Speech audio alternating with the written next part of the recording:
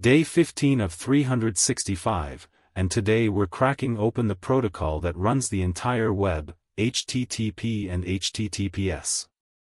Here's the thing nobody tells you: you can use Burp Suite and curl all day and still not understand what's actually inside the packets.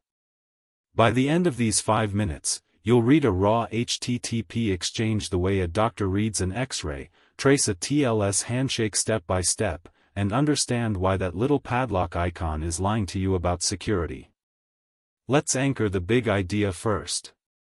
Open Wireshark, capture plain HTTP, and you'll see your GET request in clear text, method, path, headers, everything readable.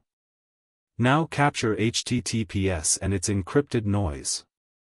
That difference is the whole game. HTTPS encrypts the transport, the wire between you and the server.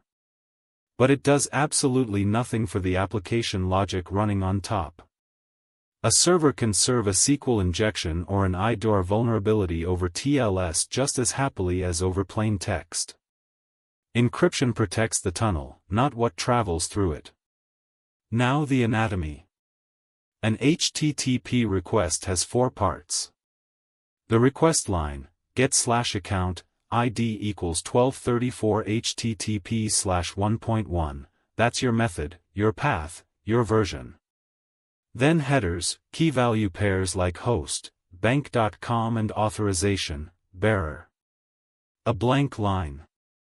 Then the optional body, where post data lives.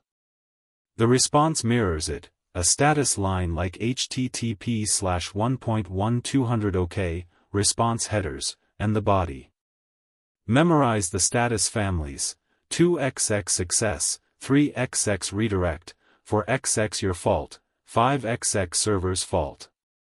A 302 chain or a 500 in the logs is often your first breadcrumb during an incident. Here's where blue team thinking kicks in. Run curl v I https://example.com and read the response headers like an auditor.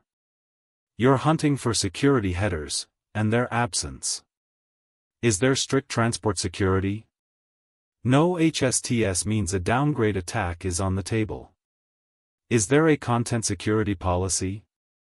A weak or missing CSP means XSS has room to run. X-frame options? Without it, clickjacking. And watch for oversharing. A server, Apache/2.4.29 string hands an attacker your exact version to look up CVEs. Missing headers are findings. Train your eye to notice what isn't there.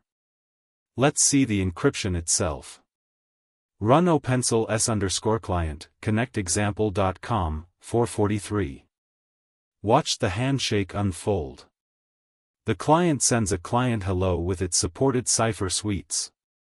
The server responds with a server hello picking one, and sends its certificate. The client verifies that cert against a trusted CA, they exchange keys, and a shared session key is born. From that point on, everything's encrypted. In the output, grep for the negotiated cipher and the certificate dates, opencl s_client, opencl x509, nout, dates tells you if a cert is expired or about to be. That's a 30-second triage check on any live host. Want to build your own inspection tooling? Python ships with it. Spin up Python http.server 8080 and you've got a server that logs every incoming request. For deeper control, subclass base HTTP request handler and print self.headers to see exactly what a client sends, host header, user agent, cookies, all of it. This is how you catch host header injection or header abuse in a controlled lab. No GUI, no proxy install, just standard library. The point: you don't need heavyweight tools to understand traffic, you need to understand the protocol. Now the real test. You're handed a PCAP from a suspected data exfiltration. The traffic's HTTPS, you can't decrypt it. Are you stuck? No. You pivot to metadata. Look at the patterns: a beaconing rhythm, the same destination IP hit every 60 seconds. Look at volume, a sudden large outbound post when this host normally only does small gets. Look at the destination, a freshly registered domain nobody else talks to. You can't read the payload, but timing, size, and frequency tell the story. Encrypted doesn't mean invisible. Day 15 done. The takeaway: HTTPS is a transport guarantee, not a security certificate. The padlock protects the wire, never the application logic riding on it. You can now dissect a request, audit security headers with curl, trace a TLS handshake with OPENCIL, and investigate encrypted traffic by its metadata alone. That's the difference between using tools and understanding them. Subscribe for day 16, where we go deeper into the web stack.